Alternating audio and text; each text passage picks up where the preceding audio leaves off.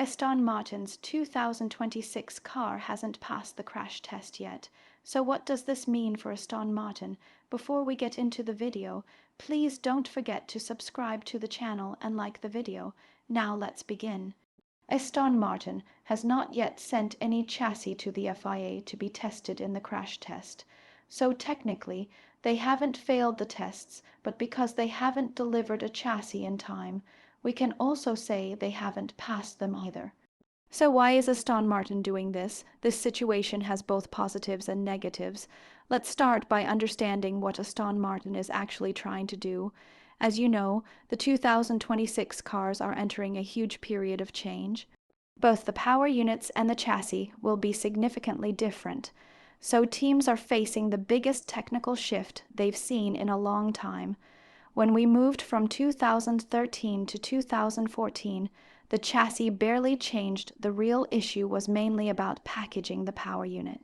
But now, for the first time in years, we're entering a Formula One era where both the chassis and power units are changing drastically. Because of that, many teams, including Ferrari, don't want to repeat the problems they had in 2014. Ferrari, very likely Red Bull, and a few other teams seem to be planning to come to testing with an aversion car they won't actually use during the season. The goal is simply to test the power unit. And here is where Aston Martin is different. Instead of building two different chassis, they're focusing on building just one, the chassis they will actually start the season with. That could give them an advantage. For example, Ferrari will bring their real car to Australia, but that car won't have been tested properly. Aston Martin, on the other hand, if they can finish on time, will test both the engine and the actual race car during winter testing. That's what Aston Martin is trying to achieve. While other teams have already designed their A-version cars, Aston Martin is trying to push development as far as possible on the real race car. This way, updates that Ferrari might bring in races 6 or 7. Aston Martin hopes to bring right from race 1, effectively jumping ahead by several races. Since Enrico Cardile joined, Aston Martin has been willing to sacrifice some early testing in order to push development further both on the chassis and the power unit side, which I'll mention in a moment. In 2026, weight is going to be a huge problem. I mentioned this in my previous video, and now news has started to come out confirming it. Many teams are believed to be around 20-30 kg above the minimum weight. That means there is a lot of lap time to gain just from reducing weight. I think Adrian Newey and Enrico Cardile are specifically targeting this. They're trying to make the chassis as light and as developed as possible, then pass the crash tests afterward. They are likely taking very big risks, which is why they haven't passed the tests yet, and Adrian Newey has taken similar risks before in his career. Cardile's late arrival may also have triggered some of this. He has huge experience, but probably couldn't apply everything as early as he wanted.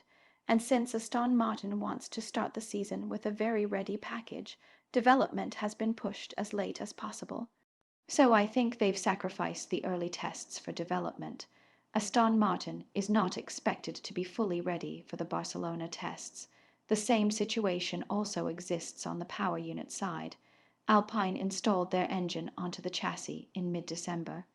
That means Mercedes would normally need to deliver their engine around December too, but Honda is intentionally delaying delivery in order to gain more development time. Toto Wolff himself mentioned this. Since Honda will supply fewer engines, they can afford to finish development later. That could give them about an extra month. Yes, this delays delivery. Yes, the Aston Martin car isn't ready. But if Aston Martin and Honda succeed, we could see them suddenly jump 4 or 5 races ahead of everyone. Right now, there's a huge question mark over whether the car will be ready for Barcelona. And don't forget, factories are closed from December 24th to January 2nd by regulation. According to the latest reports, after the holidays, Aston Martin staff are expected to work around 60-hour weeks, split shifts, and run the factory almost 24/7. So Aston Martin is taking a big risk. They want to bring the car to the track in its best possible form, but that may cost them testing time. They might miss Barcelona or only barely make it. Both Adrian Newey and Cardile are taking risks on the design side, and Honda is taking big risks on the engine side. If it works, the reward could be huge. If it fails, we could see reliability issues, maybe not as bad performance. Wise as McLaren Honda 2015, but still problematic. I personally still trust Aston Martin. I think they'll just about make it. But things are so last minute at Aston Martin that even at management level there are rumors. Mike Crack's position was changed and he'll likely leave soon. Adrian Newey is almost acting like team boss now. Andy Cowell has reportedly been moved toward Honda relations. And now another name is being mentioned, Andreas Seidel. He previously led McLaren, then Sauber, and later left. His arrival would suggest Aston Martin needs structural and operational improvements, because even though their car can sometimes be strong, we've seen operational weaknesses. With Seidel and possibly engineers, he brings Aston Martin may be planning an organizational upgrade. There were also rumors about Christian Horner, but it now seems he may join Alpine instead, so Seidel looks like a logical option. Another news story involves Adrian Newey again. From 2026 onward, cars will no longer generate significant downforce from the floor. Air going under the car will not be beneficial like before. Previously, we wanted to feed more air under the car due to the Venturi tunnels. Under the new rules, more air under the floor actually hurts downforce. So teams want less air under the car, reducing drag and lift. Apparently, Newey has found a way to seal the floor and significantly increase efficiency. We don't know the exact source, but given Newey's track record, it's very believable. If he manages to integrate this into the car on time, Aston Martin could be very strong at the start of the season. Those are the latest Aston Martin updates. As testing approaches, we'll probably hear more. Will they make it or not? Even if they miss Barcelona, there will still be 2 official tests afterward, which will help a lot. Ferrari, for example, may complete all testing with a car they won't even race. Some teams see the first 5 or 6 races as testing anyway. So I don't think failing to pass the crash test yet is a disaster.